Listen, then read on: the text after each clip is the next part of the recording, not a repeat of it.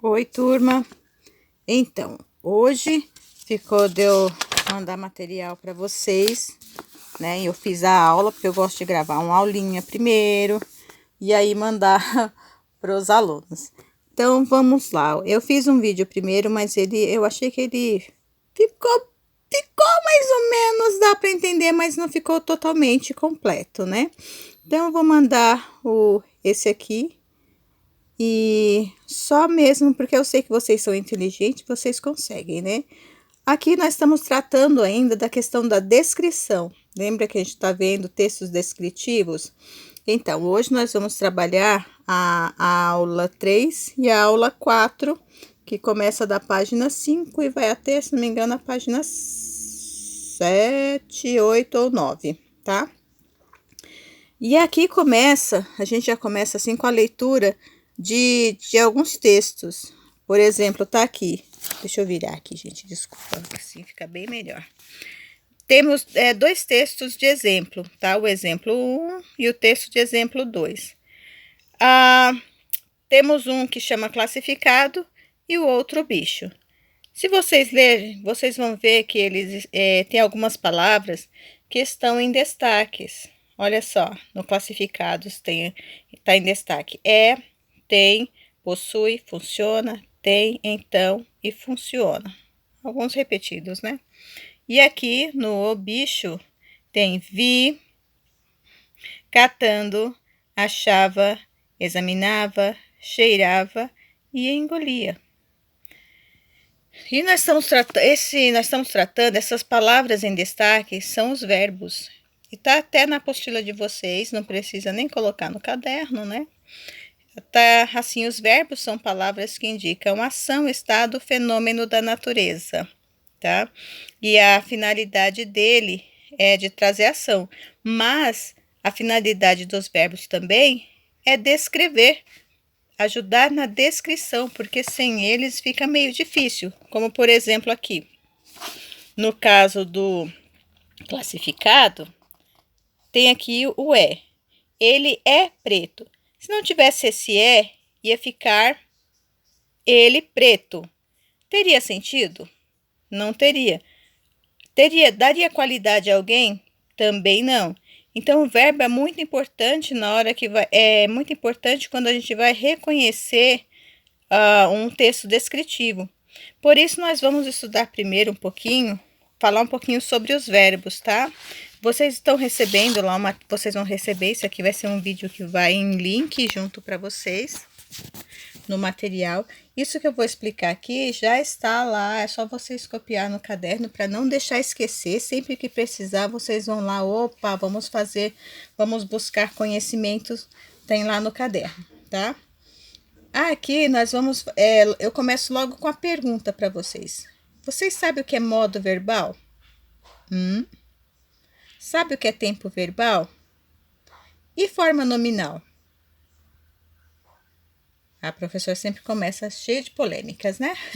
Então, vamos só dar uma relembrada que esse é material que vocês viram no no sexto ano, possivelmente viram no sétimo ano, nós estamos vendo isso agora no sétimo ano, porque todo ano a gente tem que relembrar dos verbos, porque são coisas essenciais.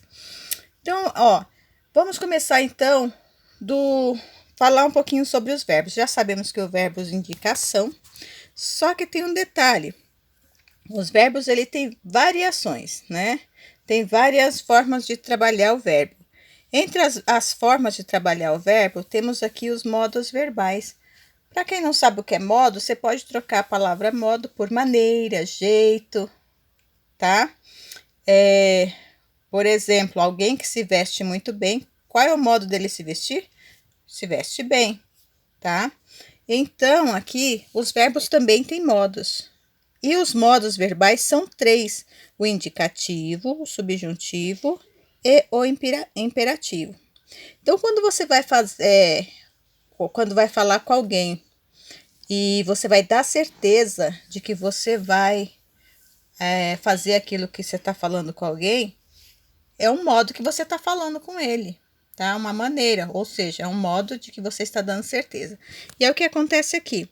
No modo indicativo, aqui fala que também é chamado de modo da realidade porque ele exprime ou indica uma coisa que é certeza, um fato real, coisa que realmente vai acontecer. Ah, tá com dúvida? É simples. Se eu colocar assim, eu caí da escada. Observe bem, eu caí da escada. Quando eu falo eu caí da escada, é uma coisa que realmente aconteceu. Tá dando a sensação de que realmente aconteceu. Eu estou afirmando ou não.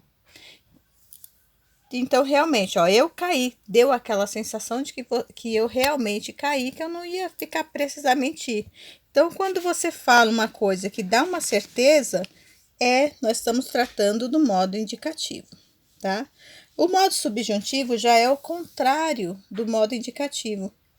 O modo subjuntivo já expressa uma incerteza, uma dúvida, uma hipótese, já não está tanta certeza. E pode ser que aconteça ou que não aconteça. Então, é aquela dúvida. Então, você usa o verbo no modo subjuntivo dessa forma.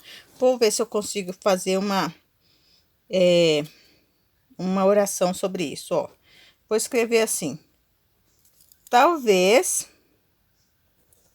eu caia se correr na chuva. Que letra linda.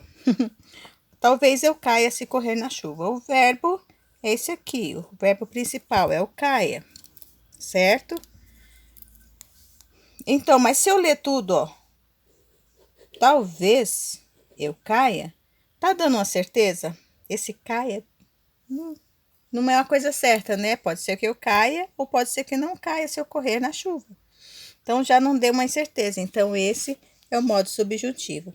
Já o modo imperativo é aquele que todo mundo conhece. Professora gosta de usar o imperativo. A mãe de vocês também. O imperativo é aquele modo verbal que indica ordem, pedido, conselho, súplica, comando, ou alguém te incentivando a fazer alguma coisa, tá? Vamos supor assim que você tá fazendo muita bagunça em casa, aí sua mãe grita: caia fora! O que acontece? O verbo principal é o caia, mas geralmente a gente fala cai fora mesmo, né? Cai fora! O que tá acontecendo aqui? Esse cai fora tá indicando que alguém tá fazendo o quê? Um pedido? Dando uma ordem? Um comando? Ok? Isso é só para vocês relembrarem, tá? Porque isso aí é muito importante quando a gente vai analisar um texto. Depois dos modos verbais, olha que legal. O verbo também, ele é dividido em tempos verbais. Aqui, ó. Tempos verbais. Geralmente, a gente costuma usar muito mais o modo indicativo do que o subjuntivo, tá? Subjuntivos é uma coisa, como já é duvidoso, a gente utiliza ele em coisas duvidosas. Não, mas nem tanto, gente, de brincadeira. E os modos verbais, todos nós sabemos que são 3. Geralmente fala, é presente, passado e futuro. Só que quando a gente vai estudar a língua portuguesa, o passado toma outro nome, é pretérito. Então, os tempos verbais também são 3, assim como os modos verbais. É o presente, o pretérito e o futuro. Qual a diferença entre eles? A diferença é que no presente indica algo que acontece atualmente, neste momento, né? Ou quando você está falando sobre uma situação permanente. No caso, por exemplo, quando você fala, eu sou alto, esse sou vai mudar conforme a sua situação? Não, porque se você já é alto, você sempre vai permanecer alto. Então, esse sou está indicando uma situação permanente. E também indica ações regulares. Eu vou, você vai, tá? É uma coisa que a gente faz todo dia. Sai de casa e vai para a escola, vai tomar o café da manhã, entendeu? Então, é no presente, naquele momento em que acontece, ou quando a situação sempre será aquela.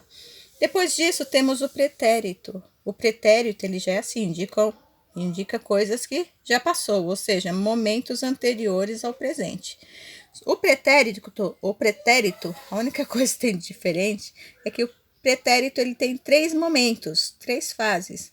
O pretérito perfeito, o pretérito imperfeito e o pretérito mais que perfeito.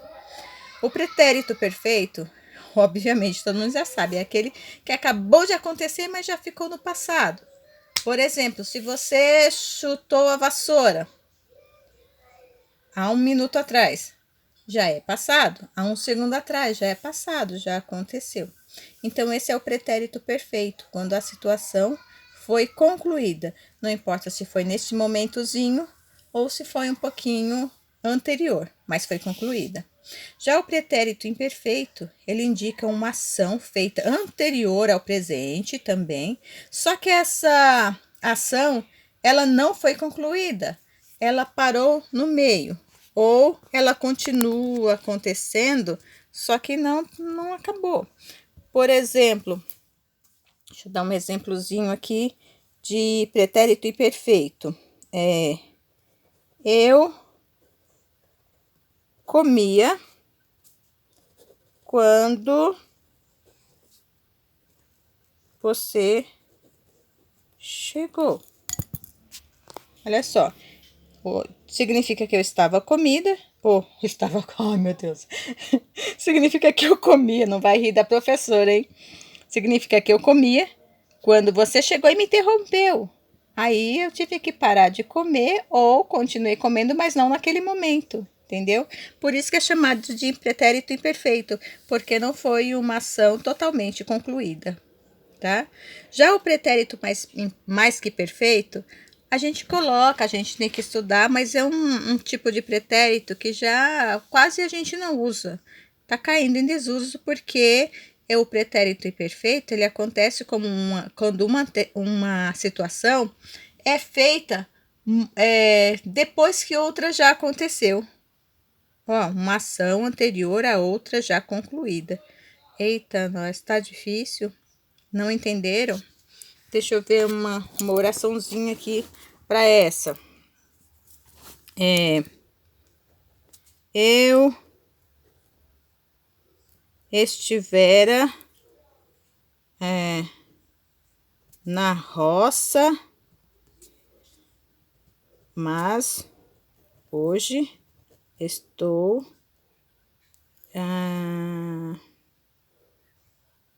mas hoje fiquei na cidade. Escrevi maravilhosamente bem. Aqui, o verbo principal tá aqui. Estivera. Eu estivera na escola, na roça, mas hoje estou na cidade. Hoje eu fiquei na cidade. Ou seja, qual que aconteceu? Qual a situação que aconteceu primeiro? Você na roça ou você na cidade? Porque eu fiquei, desculpa a letra é maravilhosa, eu fiquei na cidade também é um fato ocorrido. Ficou na cidade, já é passado. Porém, quando você ficou na roça, foi muito, muito antes de ter ficado na cidade. Então, temos aí o pretérito mais que perfeito, porque houve 2 situações já concluídas e a primeira foi concluída muito antes. Entenderam? Depois do pretérito tem o futuro. O futuro também tem 2 fases, mas sabemos que o futuro indica algo que ainda vai acontecer ou vai se realizar. Mas tem o futuro do presente, é aquela ação em que ainda vai realizar, que todo mundo conhece, é aquela que vai acontecer naturalmente. E tem o pretérito, o futuro do pretérito, que é aquela que indica uma ação que vai acontecer no futuro, se outra ação for concluída. Entendeu? Eu iria à sua casa se você for comigo. O for indica um futuro. Iria indica o passado, ou seja, praticamente quase parecido uma dúvida, né? Mas não é futuro do pretérito. Só vai acontecer se a outra situação for concluída, ok? Você viu? Modos verbais são 3. tempos verbais são 3. E eu vou mostrar outra regra de 3 dos verbos aqui para vocês. São as chamadas formas... Vai, meu filho. Formas nominais. As formas nominais, pessoal, também são 3. Ixi, ficou difícil? Formas nominais, às vezes a gente pega assim, escreve um verbo, por exemplo, que termina com a R. Vamos colocar aqui o verbo amar. Aí você fala, eu tive que amar. Qual é o verbo aqui? É o tive ou o amar? Bom, na realidade, ambos são verbos, porém tem uma diferença. Quando a gente coloca assim, tive que amar, essas duas aqui não podem ser separadas. Porque amar, na realidade, ele não é um verbo conjugado, então ele não terá ação. Não terá ação por quê? Porque ele é um verbo, tá na forma infinitiva. Ou seja, é uma forma impessoal do verbo, apenas para designar ou dar nome ao verbo. Por exemplo, a ação do amor é amar. A ação de você sair para um passeio é passear. Então, sempre termina com R. Por isso que é chamado de infinitivo, tá? Ele não é exatamente uma ação. Ele só vai ser ação quando tiver um outro verbo que nós costumamos chamar de verbo auxiliar. Porque sem ele não acontece. Eu tive que amar. Se eu falar só amar, você vai entender alguma coisa? Não vai, tá? Depois do verbo do infinitivo, que vocês viram que é apenas um nome que se dá à ação, vem o gerúndio. O gerúndio é aquele legal, o pessoal que trabalha... Nossa, eu até fiz a pergunta hoje. Aquele pessoal que trabalha atendendo o telefone é o pessoal que mais usa o gerúndio. Gerúndio, ele também é uma ação, mas isso não quer dizer que quando aparece a palavra seja um verbo conjugado, tá? Porque acontece a mesma coisa, tem que usar um verbo auxiliar. O gerúndio, ele é uma ação que não é terminada, é uma ação prolongada. Por exemplo, se eu saio andando, ó, a palavra andando, quando eu estou andando, eu não paro. Então, é uma ação contínua. Eu continuo andando. Ou quando alguém fala, eu estou aguardando. Tá ficando, tá aguardando. Significa que não tá concluindo nada, tá? Então, é isso que acontece com o gerúndio. Para que o gerúndio tenha uma ação, nós precisamos colocar um verbo também.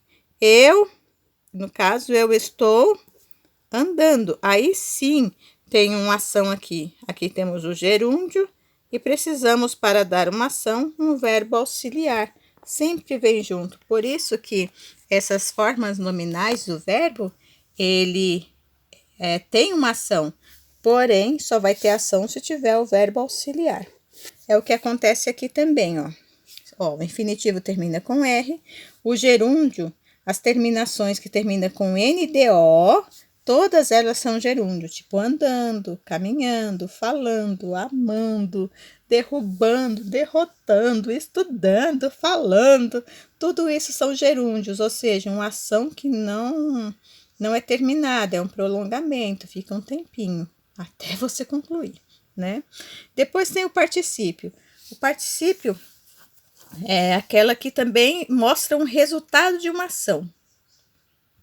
Como assim, professora? Resultado de uma ação? Sim, vamos pegar uma ação aqui. No caso, o verbo andar. Vamos colocar aqui. O verbo andar. Só que o que acontece? O verbo andar, você vai colocar a terminação dele com ado ou ido. Uma pessoa que anda muito é uma pessoa andada. No caso, nós vamos colocar aqui andado. Para que seja um gerúndio, ou desculpa, um particípio, você vai fazer de novo usar o verbo auxiliar. Eu tinha andado muito. Porque se você não colocar o verbo auxiliar, vai ficar andado. O que é andado? Mas se você coloca tinha andado, vai saber que você, no passado, andou bastante. Tinha andado Nesse caso, nós vamos utilizar aí o tempo verbal do pretérito imperfeito, porque você tinha andado e talvez alguma coisa, mas não tinha concluído a atividade, tá? Então, sempre que você tiver um verbo e terminar, para que ele seja uma ação, o resultado de uma ação, tá? Aí você tem que colocar a finalização ou ado ou ido. Por exemplo, uma pessoa que parte é uma pessoa que tinha partido. Opa, partido. Aqui o ido no final. Uma pessoa que foi muito, que as pessoas odiou muito, é uma pessoa odiada. Mas se você que odeia, você tinha odiado. Muito louco, né? Então, até as formas nominais são 3. É claro que depois disso tem outras coisas que faz parte do verbo, como as vozes, as flexões de vozes e outras coisas, que isso aí a gente deixa para mais tarde, tá?